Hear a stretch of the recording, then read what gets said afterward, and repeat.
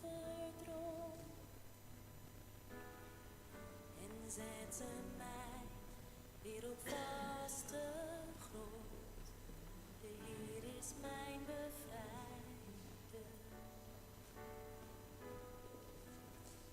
Ik weet hoe lang de nacht ook duurt. God helpt mij over elke muur. Ik zie al licht aan de horizon. De Heer is mijn bevrijder.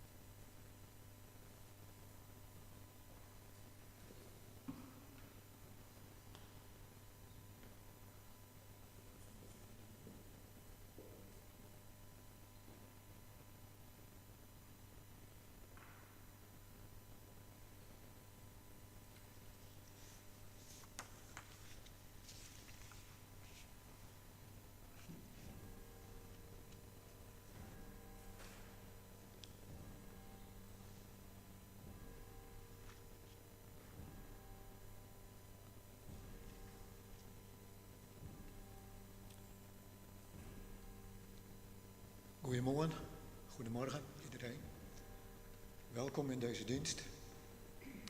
Ongeveer precies een week geleden is Jeltje overleden.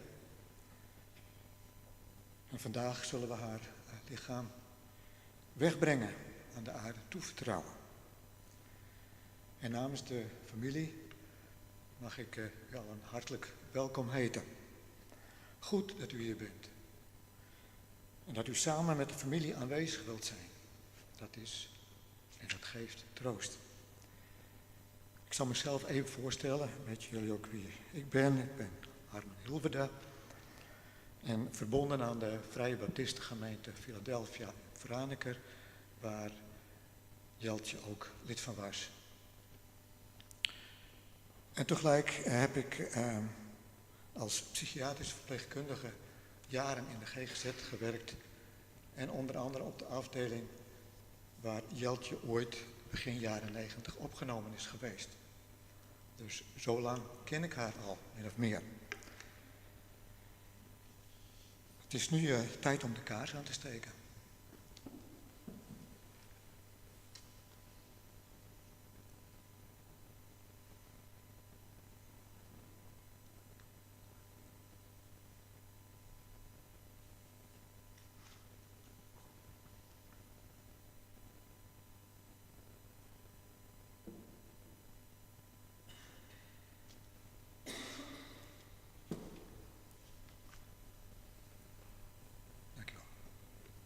Zullen we samen bidden. Bidden voor deze dienst. Vader in de hemel, God van Israël. In de eerste plaats willen we u danken dat u Jeltje verlost hebt. Dat ze nu bij u mag zijn. Heer, helpt u ons om een goede afscheidsdienst te hebben. Wilt u ons troosten door elkaars aanwezigheid, maar ook door woorden uit uw woord. We bidden u, Heer, om een zegen.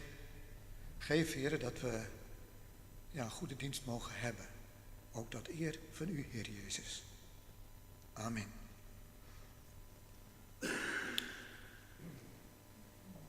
We gaan nu zingen, uw grote trouw.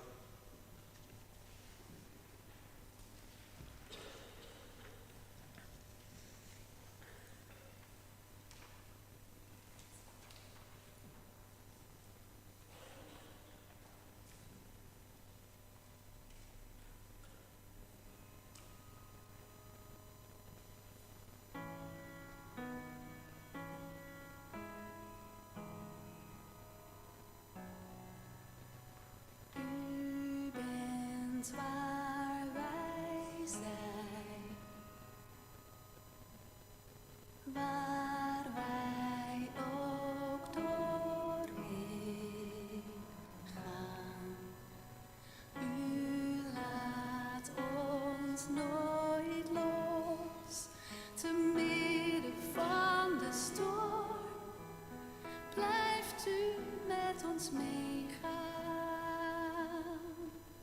Uw grote trouw, uw goedheid en uw genade houden stand voor altijd, zullen altijd bij ons zijn. Uw grote trouw is niet te evenaren. U bent God, u bent goed, dwars door vreugde.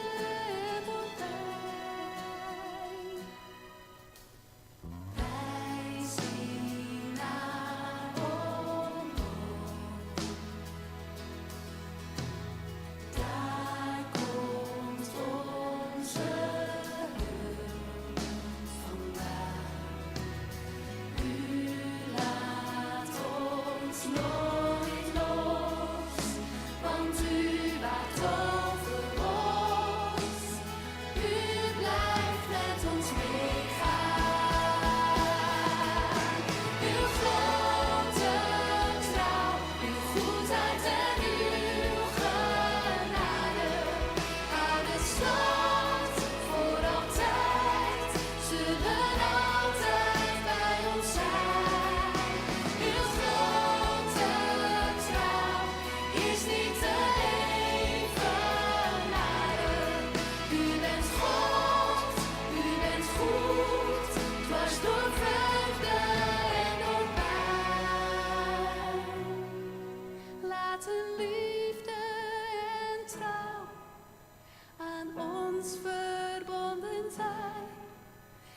geschreven in het diepste van ons hart. Laten liefde en trouw aan ons verbonden zijn en zichtbaar voor de wereld om ons heen. In uw liefde en trouw zullen altijd met ons zijn, geworteld in het diepste van ons hart.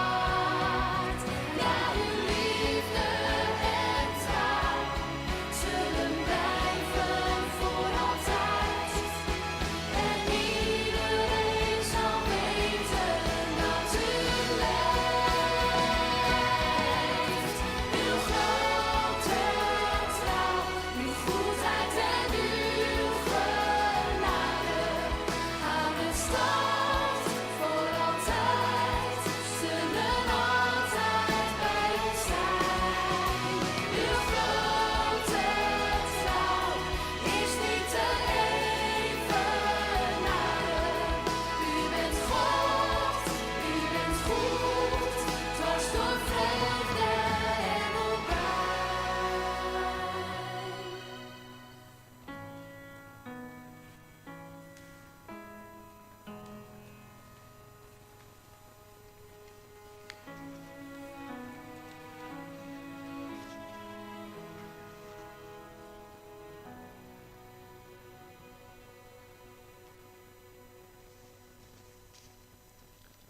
Ja, ik hoorde van de week dat het lied wat we net gezongen hebben, Jeltje kort geleden nog op haar Facebookpagina gezet heeft.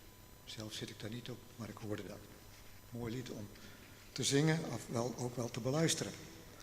Zingen we het volgende lied, Ik zal er zijn.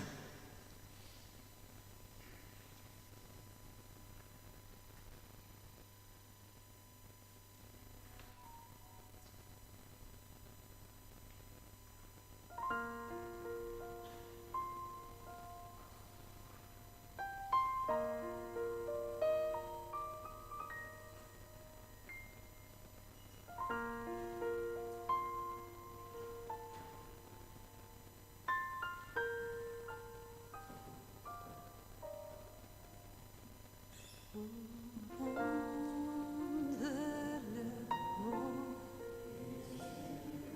is uw eeuwige naam, verborgen aanwezig, deelt u mijn bestaan. Waar ik ben, bent u. Wat een kostbaar geheim. Uw naam is ik ben en ik zal er zijn.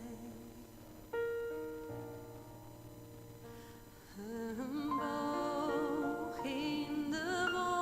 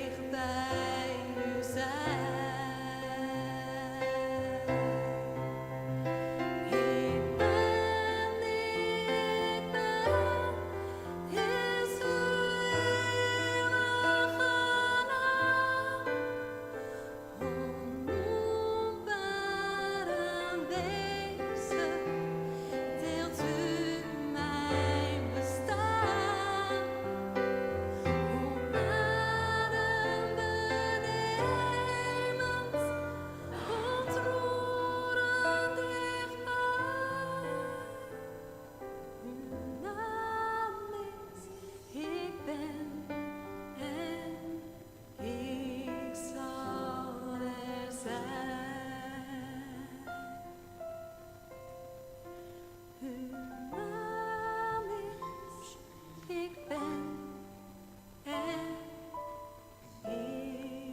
ik zal het zijn.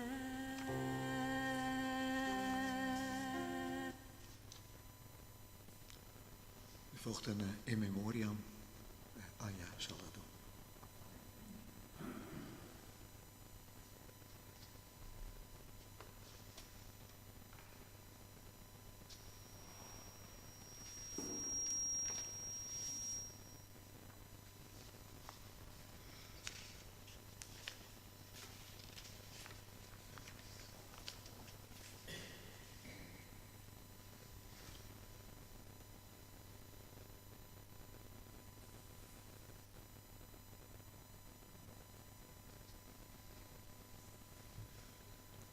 Lieve mensen,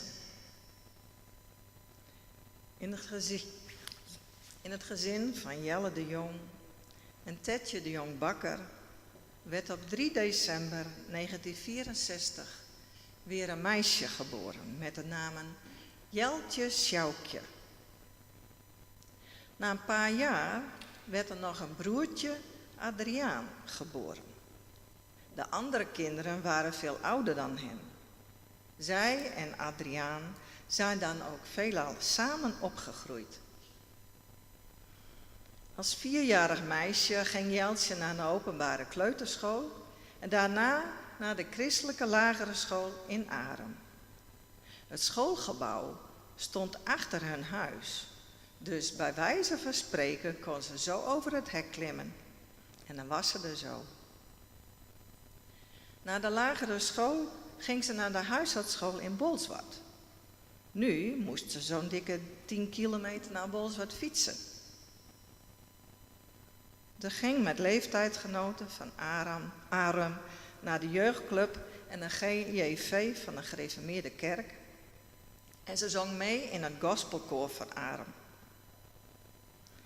In de schooltijdperiode was ze een vrolijke meid en had veel plezier. Maar in 1980 is haar vader, die al hartpatiënt was, plotseling overleden. Jeltje was toen nog maar 15 jaar oud. Dit heeft haar heel erg aangegrepen en was voor haar moeilijk te verwerken. Toen ze na de huisartsschool naar de Intas in Sneek ging, heeft ze heel erg haar best moeten doen om het diploma te bemachtigen. Maar het is haar uiteindelijk gelukt. Als ze uit school kwam, ging ze vaak even in Exmorre aan, waar haar zus en zwager, Foppie en Harm, woonden met hun 2 kinderen.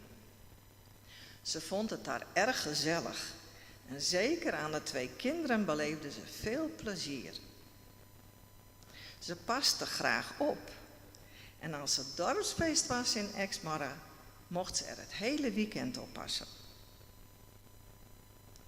Wat ze minder leuk vond, was thuis afwassen.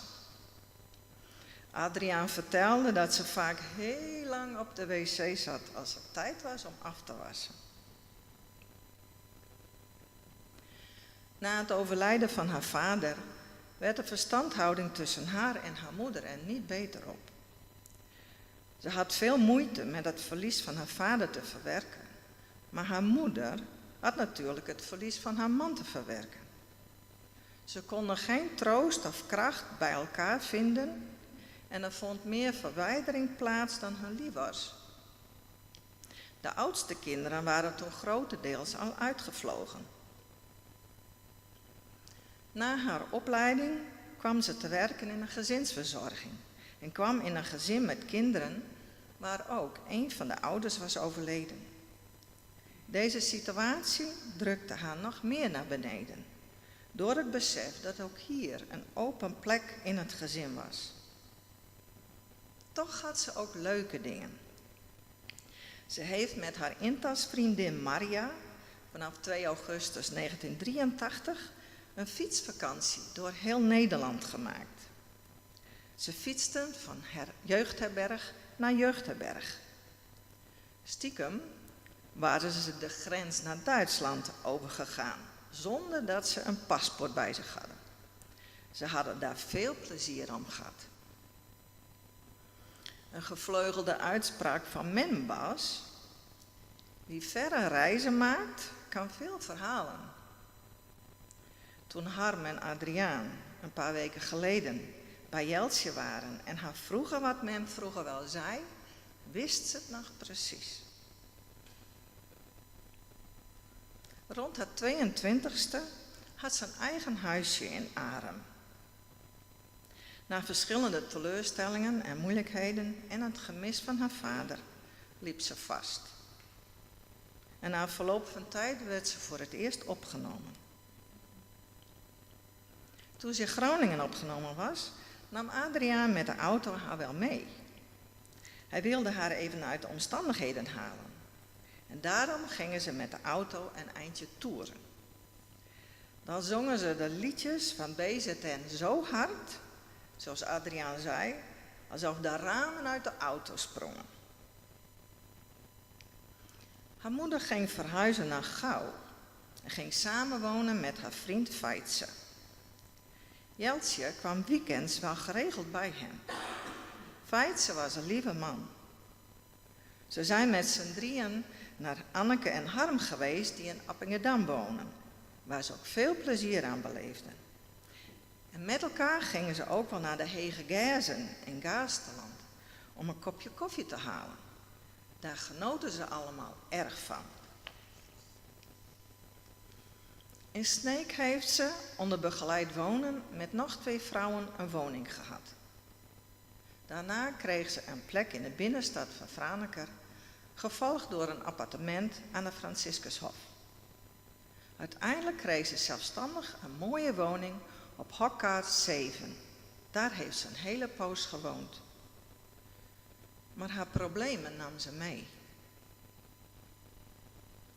Bij de GGZ in Franeker is Roger Wind de geestelijke verzorger geweest. Hij had ooit tegen haar gezegd: alleen God kan je helpen. Ze is op zoek gegaan en is gastlid geworden bij het Leger des Heils in Harlingen.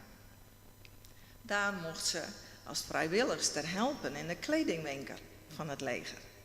En op een dag stapte Corrie, haar vroegere buurvrouw, daar binnen. Wat was die herkenning een fijne verrassing. Ze vond het mooi werk in de winkel. En later is Corrie haar schoonzus geworden.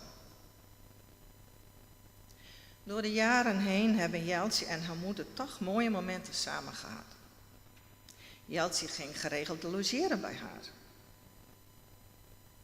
In 2016 is haar moeder overleden. Haar foto stond op het kastje in Jeltje haar keuken. Ze heeft haar broer Klaas in 2004 en haar zus Poppy in 2017 verloren, waar ze veel verdriet van heeft gehad. In de nazomer van 2016 ging ze naar de Vrije Baptistengemeente Philadelphia in Franeker. Toen ze daar op 9 april 2017 gedoopt werd, waren Anneke, Adriaan, Betty en Corrie erbij. Ook enkele kinderen van Feitse waren hierbij aanwezig. Dat was voor Jeltje erg belangrijk. Eind augustus 2022 kreeg ze een eigen appartement op het GGZ-terrein. Anneke heeft haar zo nu en dan gebeld. En Betty is in december voor haar verjaardag nog bij haar geweest. En Adriaan kwam heel vaak zaterdags bij haar. En soms ging Corrie mee. Hij is ook jarenlang haar contactpersoon geweest. En Jeltje kon naast haar somberheid soms ook heel gevat uit de hoek komen. Al enkele maanden zag Jeltje niet meer hoe het verder met haar moest. Ze nam de medicijnen niet altijd meer in, at weinig en vooral de laatste weken lag ze in bed. Op donderdag 16 mei is ze toch nog plotseling overleden. Ze is 59 jaar geworden. Op de voorzijde van de rouwkaart heeft de familie voor de afbeelding Voetstappen in het zand gekozen. De tekst is te lezen op de achterkant van uw liturgie. Ik ga het u voorlezen. Voetstappen in het zand. Ik droomde eens. En zie, ik liep aan het strand bij lage tij. Ik was daar niet alleen, want ook de Heer liep aan mijn zij. We liepen samen het leven door. En lieten in het zand een spoor van stappen, 2 aan 2. De Heer liep aan mijn hand. Ik stopte en keek achter mij en zag mijn levensloop. In tijden van geluk en vreugde, van diepe smart en hoop. Maar als ik het spoor goed bekeek, zag ik langs heel de baan, daar waar het juist het moeilijkst was, maar 1 paar stappen staan. Ik zei toen, Heer, waarom dan toch? Juist toen ik u nodig had, juist toen ik zelf geen uitkomst zag, op het zwaarste deel van mijn pad. De Heer keek toen vol liefde mij aan en antwoordde op mijn vragen. Mijn lieve kind, toen het moeilijk was, toen heb ik jou gedragen.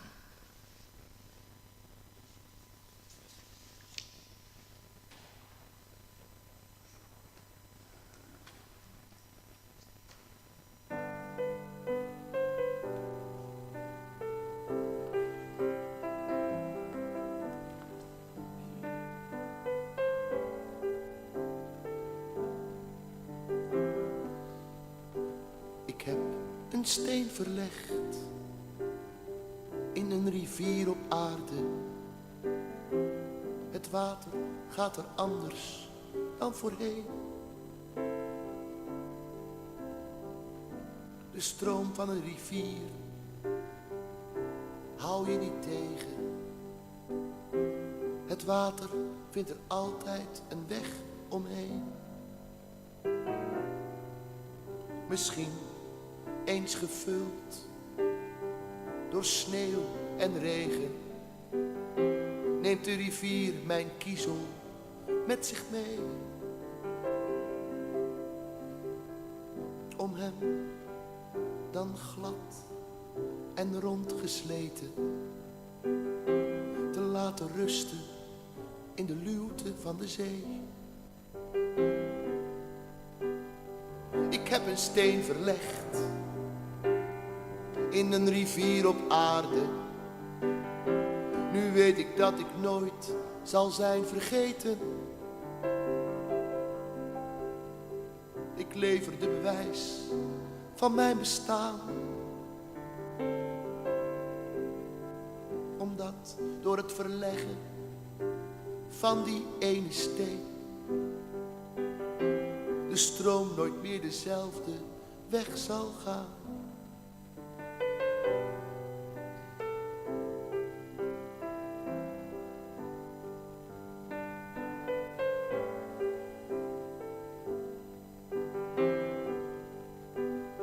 Ik heb een steen verlegd in een rivier op aarde.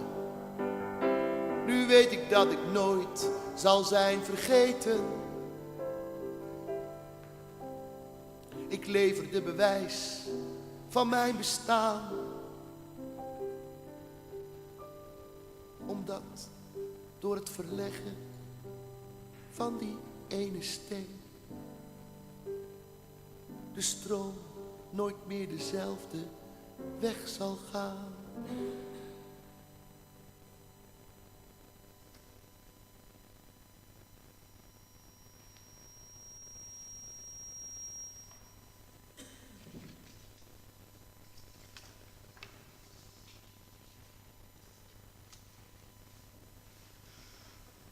Herinneringen aan Jeltje.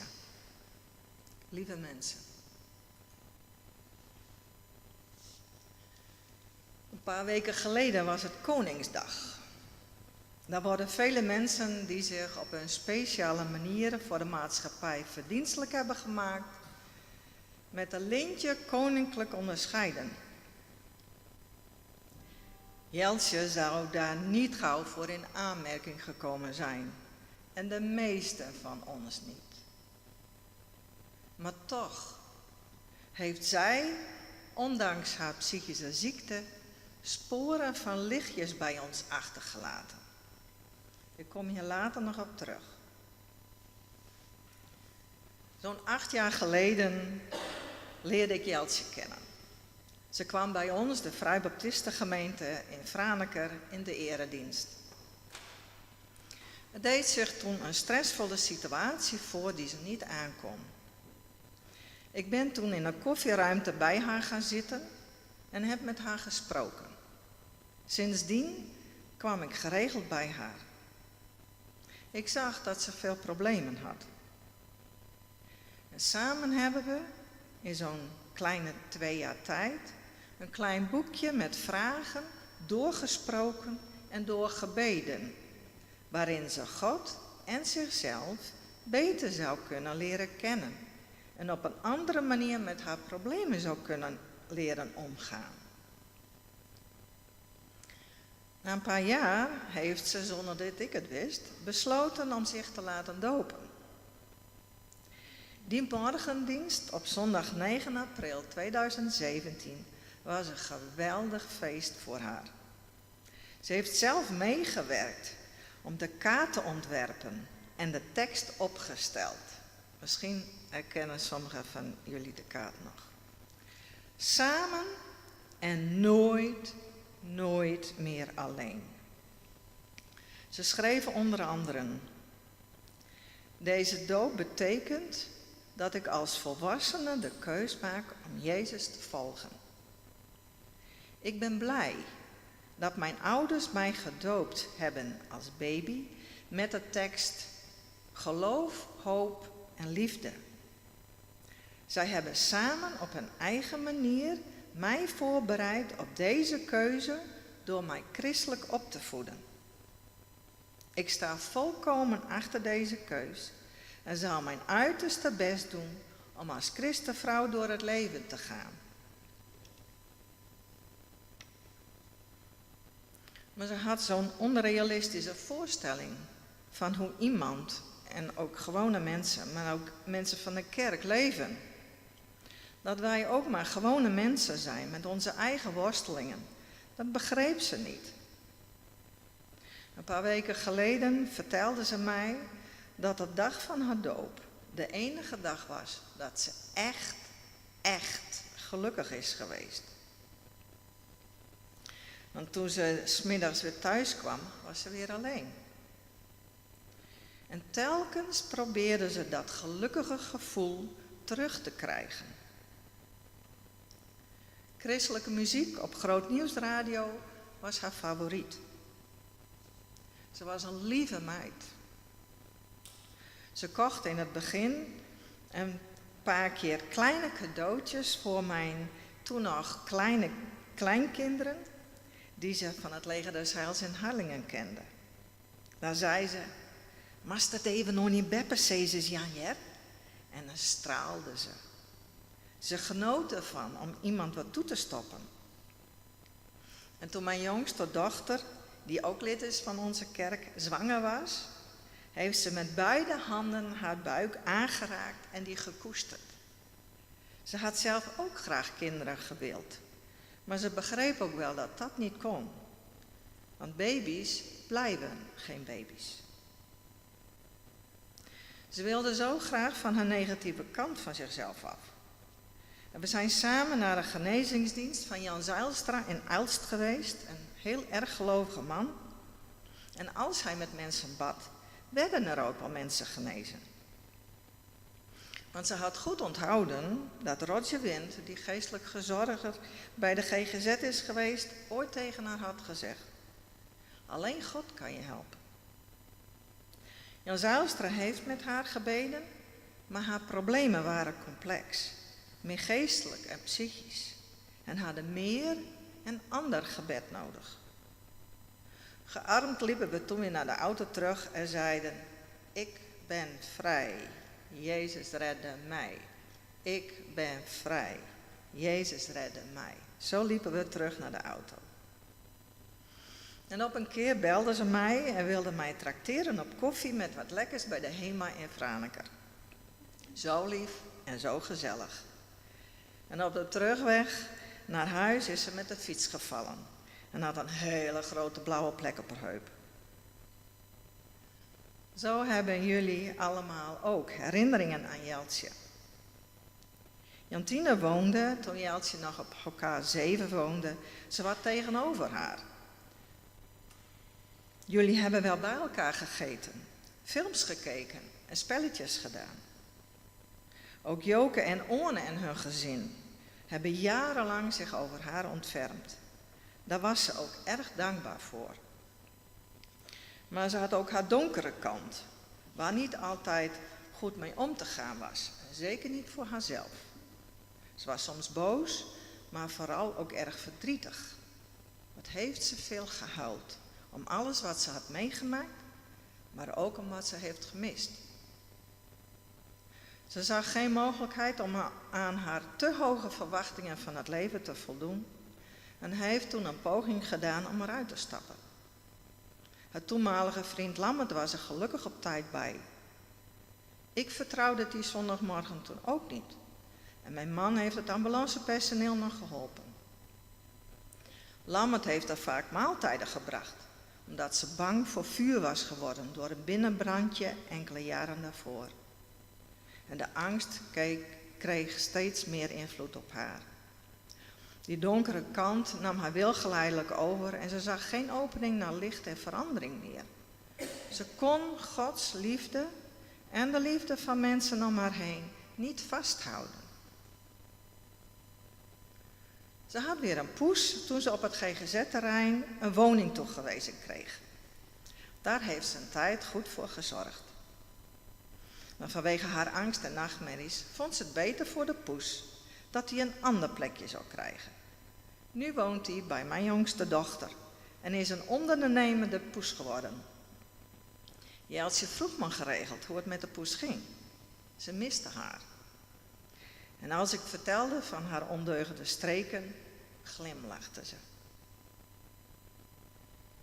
Enkele weken geleden was ik bij haar en ik zou naar huis. Ik stelde haar de vraag, wat kan ik nog voor je doen? Toen antwoordde ze, ja, alwaski. We barsten allebei aan lachen uit. Ik heb mijn tas op de grond gezet en mijn jas uitgedaan, de afwasborstel gepakt en haar de theedoek in handen gedrukt. En samen hebben we die paar kopjes afgewassen. En daarna ging ze zomaar mee naar het kantoor om haar medicijnen te halen. De laatste weken waren zwaar voor haar. Een paar dagen voor Pasen had ze van Gert van der Vijver, de zandtovenaar, op tv de geschiedenis van het lijden en sterven en opstanding van Jezus gezien. Wat had die man wat terugmaken, zei ze. Ik had er aan gehoord. Nou snap ik het een beetje. Ik legde uit dat had hij voor alle mensen dient, ik voor die. Al die schuld bij God had Jezus op zich genomen en het is nou voort. Verzorgster Elsa luisterde met haar wel naar mooie christelijke liederen. En maandagmiddag 6 mei, ze lag toen al hoofdzakelijk in bed, zijn Jantine en ik samen bij haar geweest. Zij wilde niet alleen een waterijsje, wij moesten er ook eentje nemen. Na met haar uit de Bijbel gelezen en gebeden te hebben, zijn we weer weggegaan. We hadden haar zo graag een ander leven gegund. Zij heeft een andere zware strijd gestreden en het ook niet kunnen winnen. Dinsdagmiddag voor haar overlijden ben ik nog bij haar geweest. In mijn gebed heb ik de Heer onder andere gevraagd of hij zich over haar wilde ontfermen. En iets meer dan een dag later heeft hij haar tot zich genomen. En al haar angst, al haar verdriet, onzekerheid, minderwaardigheidsgevoelens en alle sores dan ook, zijn nu als een kapotte, oude jas van haar afgevallen. En God zal al haar tranen afwissen. Ze is nu bij Jezus, haar Heer in de hemel, samen met een ieder die hem als verlosser heeft aangenomen. Zij krijgt nu een sneeuwwitte mantel aangetrokken. En ik stel me zo voor dat Jezus als koning van het hemels koninkrijk haar nu de versierselen opspelt voor de goede dingen die ze hier op aarde heeft gedaan. Het zijn kleine diamantjes en pareltjes die ze bij een ieder van ons heeft achtergelaten als mooie herinneringen. Wat zal ze stralen. Nu mag ze de liefde van Jezus en de Hemelse Vader ervaren, waar ze zo naar heeft verlangd. Eindelijk thuis.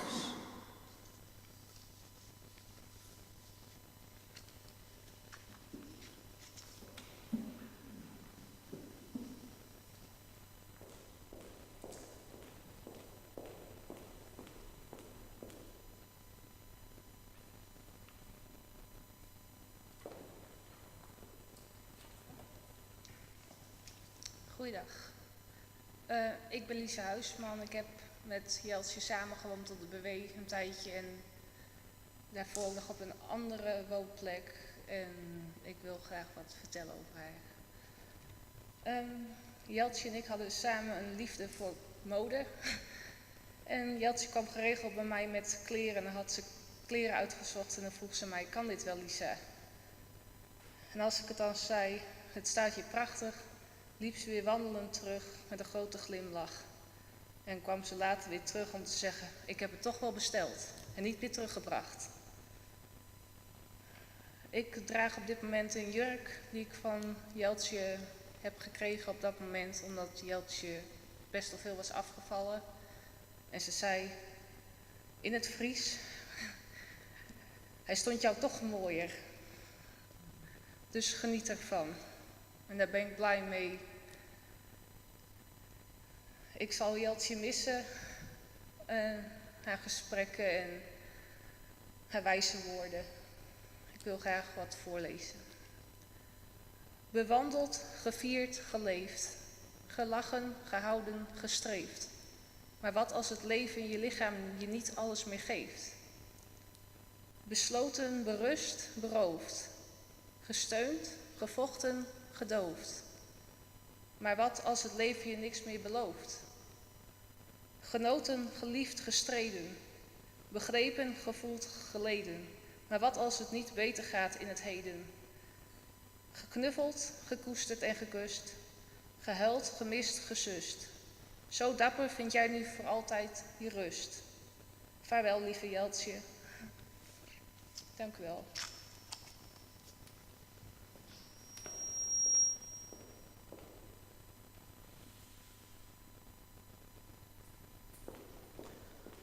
Dankjewel Lisa, dankjewel Anja voor jullie mooie woorden. We gaan nu samen een lied zingen wat zij ook, Jeltje ook bij haar doop heeft laten zingen.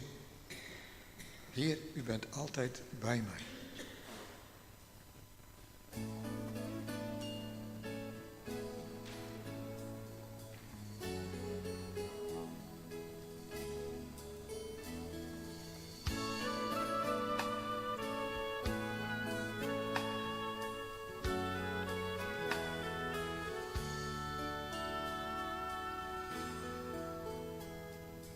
U nog rond en kent mij,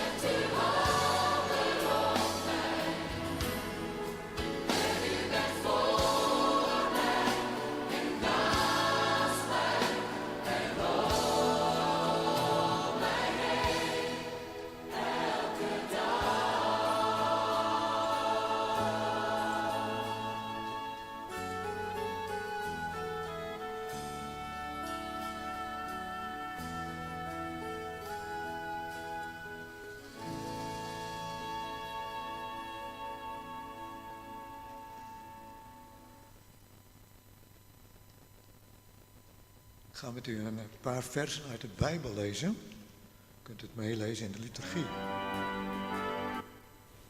Dat gaan we straks zien. Eerst nog een klein preekje. Duurt niet lang hoor.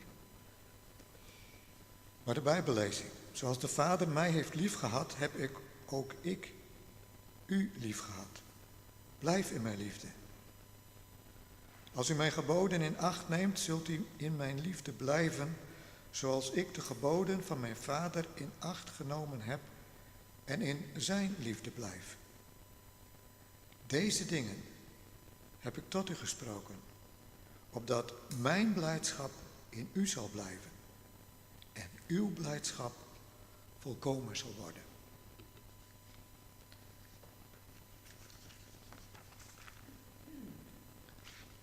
De rouwkaart en in memoriams is ook al veel over het leven van Jeltje gezegd. Maar op de rouwkaart stond: na een dreig libben is toch nog tegen hommels verstolen us zus, squassus en mooike.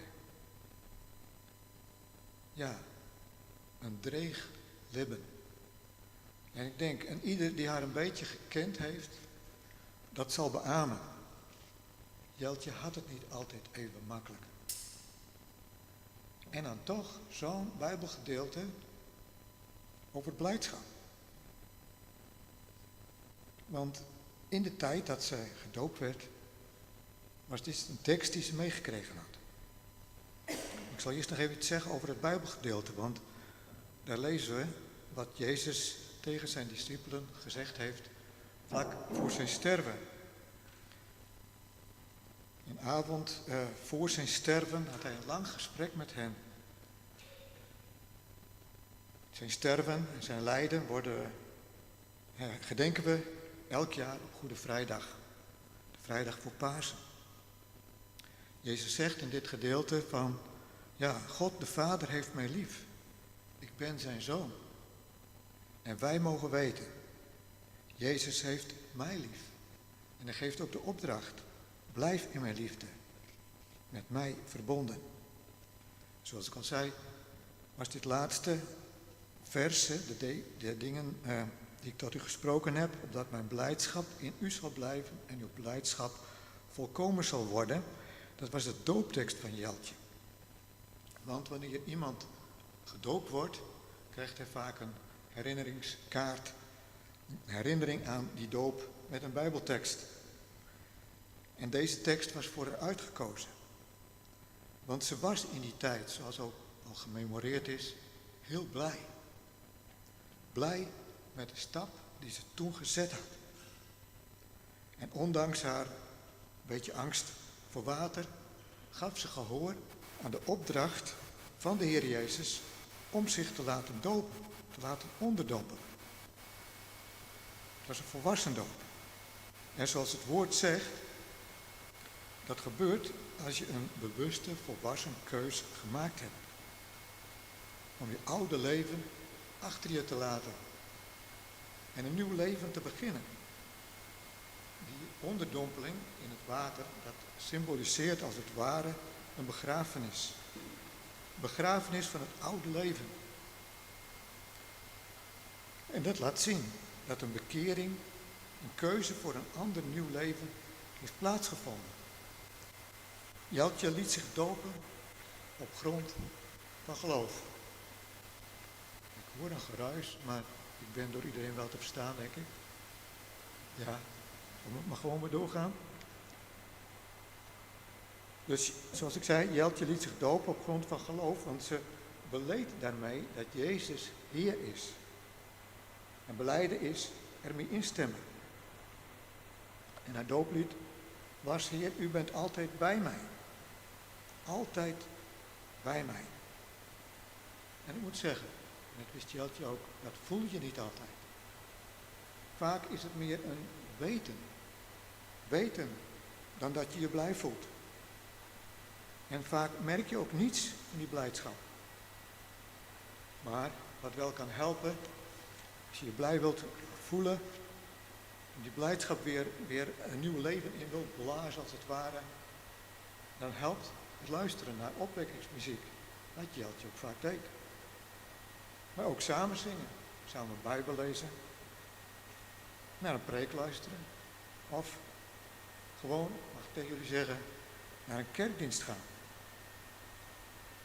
En dan nog, als het blijde gevoel wegblijft door allerlei tegenslagen, verdrietige gebeurtenissen of door een depressie. De mensen die in de GGZ werken weten daar alles van. Het kan zo zijn dat die blijdschap, dat gevoel wegblijft. Maar het hangt niet van ons gevoel, van onze emoties af, of het wel goed zit tussen God en mij. Je wordt niet op grond van een blij leven of op grond van een keurig leven behouden. Alleen op grond van geloof in de Heer Jezus. Dat God hem uit de doden heeft opgewekt. En dat geloofde Jeltje. God is de schepper van hemel en aarde. Hij is oneindig, liefdevol, rechtvaardig, heilig en volmaakt. En omdat hij dat is, en wij helaas niet, moest er iets rechtgezet worden. Wij zijn niet volmaakt. We zijn ook niet altijd liefdevol of rechtvaardig. En toch wil God een relatie met de mensen die hij geschapen heeft. En daarvoor moest iets rechtgezet worden. Er moest recht gedaan worden. Anders wordt het nooit wat met die relatie. En dat rechtzetten, dat heeft hij gedaan. Door het offer van zijn Zoon, Jezus Christus. Dat is het evangelie. Dat is de blijde boodschap. Daar word je blij van. En er valt een last van je af. Het initiatief dat goed maken kwam van God uit. Het initiatief om de relatie met de mensen te herstellen kwam van hem vandaan. We lezen dat zo mooi in een bekende tekst, of voor velen een bekende tekst in Johannes 3, vers 16. God heeft de wereld zo lief gehad dat hij zijn enige geboren zoon gegeven heeft, opdat een ieder die in hem gelooft niet verloren gaat, maar eeuwig leven heeft. In hem geloven, daar draait het om. Jeltje deed dat. Zij geloofde. En ze is nu bij Jezus. Zij is van al haar zorgen verlost. En ook haar blijdschap is nu volkomen. Amen. Mogen we dat lied zingen?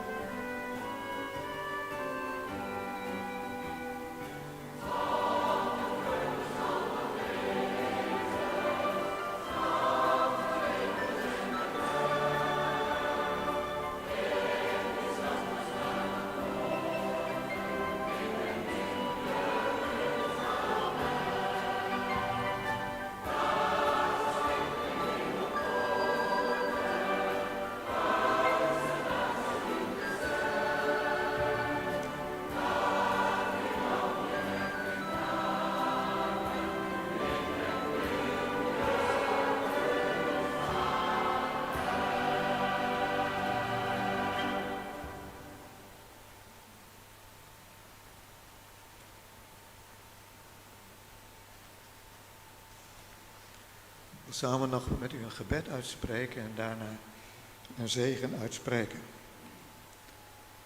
Vader in de hemel, we danken u voor wie Jeltje was. Dat ze nu bij u is. Dat ze van al haar zorgen verlost is. We danken u, Heer, dat ook wij, als we voor Jezus gekozen hebben, ook zo'n geweldige toekomst tegemoet mogen gaan. Wat er ook in de wereld gebeurt. We mogen uitzien naar een eeuwig leven bij u. Wij willen u daarvoor danken, Heer Jezus, dat u dat offer gebracht hebt. U hebt uw leven voor ons gegeven. En daar willen wij u voor danken en prijzen. Amen. Zo mag ik jullie nog de zegen meegeven. De genade van de Heer Jezus Christus, de liefde van God en de gemeenschap van de Heilige Geest is met jullie allen. Amen.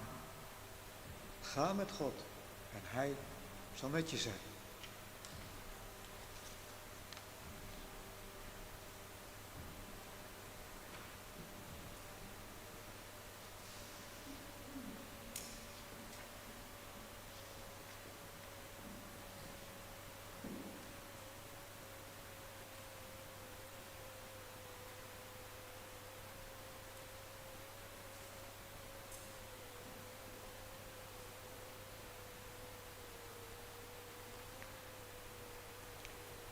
Namens de familie wil ik u allen hartelijk bedanken voor uw komst vanmorgen en uw betrokkenheid deze dagen. Ook is er een groot woord van dank voor de GGZ en het team en de bewoners van BW Meander voor de zorg en aandacht die er voor Jeltje is geweest. Het wordt bijzonder gewaardeerd. Ook dank aan een ieder die door de jaren heen op zijn eigen manier voor Jeltje wat heeft kunnen en mogen betekenen. We gaan nu op weg om Jeltjes Jouke de Jong te begeleiden naar de begraafplaats hier in Arem, waar Jeltje begraven wordt naast haar ouders. De begraafplaats ligt aan de rand van het dorp en voor wie het te ver is om te lopen, u mag in de auto achter de rouwstoet aanrijden. En er is gelegenheid om naast de begraafplaats te parkeren. Of indien nodig, u mag ook volgen met de auto op de begraafplaats. Wanneer wij Jeltje in haar graf hebben gelegd, is er een einde gekomen aan het afscheid en mag u mij weer volgen. De naaste familie blijft als laatste achter op de begraafplaats en neemt daarna afscheid. De familie nodigt u van harte uit om nog een kopje koffie of thee met hen te drinken in het Ierpenhuis, hier in Arem, gelegen naast de voormalig gereformeerde kerk. Jeltje wordt uitgedragen door de dragers van Arem en hierin direct gevolgd door de naaste familie. En hierna wordt u uitgenodigd om te volgen.